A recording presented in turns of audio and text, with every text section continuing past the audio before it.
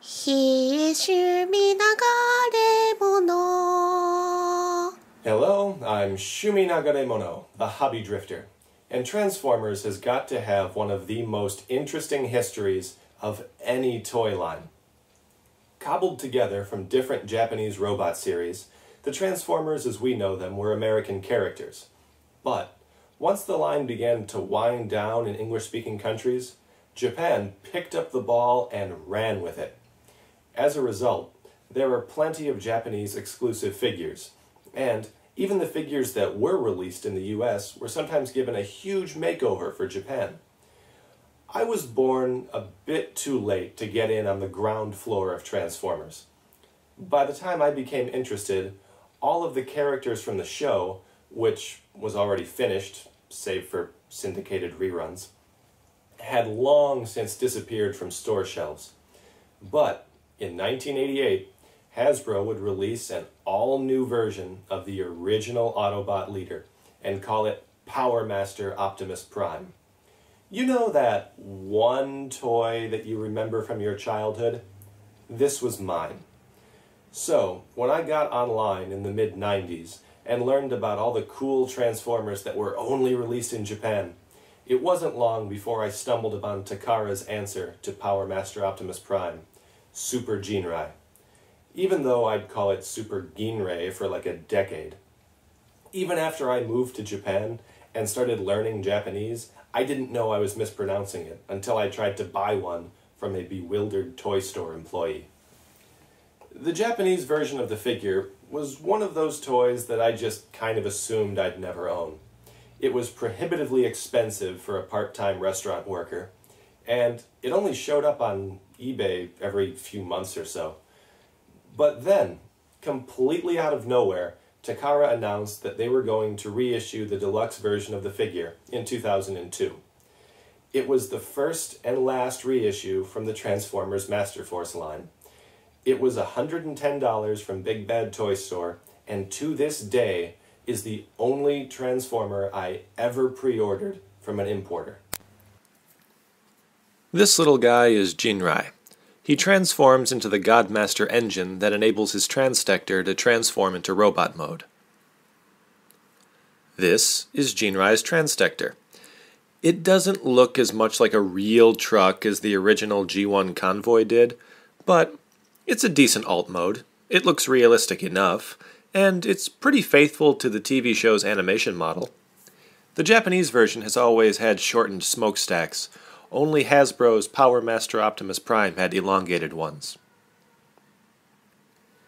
Ginrai plugs into the front of the cab, enabling the Transdector to take on a robot mode very similar to the original Optimus Prime's television show animation model.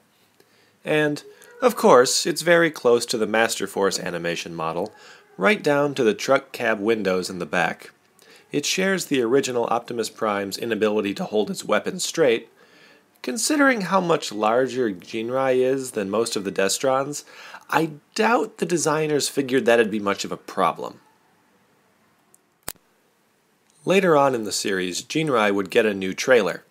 It's a tradition that Takara would carry on, even if they had to make the trailer out of cardboard, and Hasbro would seemingly fight tooth and claw against. But the joke's on us, because Japanese dwellings aren't known for their spaciousness, and trailers take up a lot of space. You can arm the trailer to the teeth. Surely this will not draw any undue attention when driving down Japan's crowded highways. Thanks to the new tooling on the trailer, the guns could theoretically fire straight forward without shooting off Super Ginrai's robot fists. The trailer turns into a battle platform, perfect for making a stand against invading armies of C-Trons or Destron headmasters. Ginrai can mount the small gray cannons, although that begs the question of what's going on with the Transdector body if Ginrai's not inside of it. The whole thing combines together to form Super Ginrai, featuring die-cast metal, more paint apps, chrome, and retractable blue fists. This is a Transformer worthy of being leader of the Autobots. Unfortunately, this guy's a Cybertron, and he's matched up against Black Zarak and Overlord, who are large enough to swat him around like a fly. Fortunately, help is on the way. Help in the form of another robot called, and I kid you not, God Bomber. Yes, God Bomber. That is the single most metal name of any Transformer. In vehicle mode, God Bomber forms a second trailer for Super Ginrai's truck form. It's not very convincing. In robot form, God Bomber looks like a bunch of cheap plastic and chrome parts thrown together, and there are wings because Japan. You can clip a few chunks of God Bomber onto Super Ginrai to make the God Breaster mode. God Breaster. Takara, I love you, but you make it so hard sometimes. But nobody in the history of ever has bought God Bomber for any reason other than combining with Super Ginrai to form God Ginrai. In this mode, Ginrai can stand toe-to-toe with Overlord. Fully armored, this was one of my holy grails. And there's only one tiny problem with it. A nitpick, really.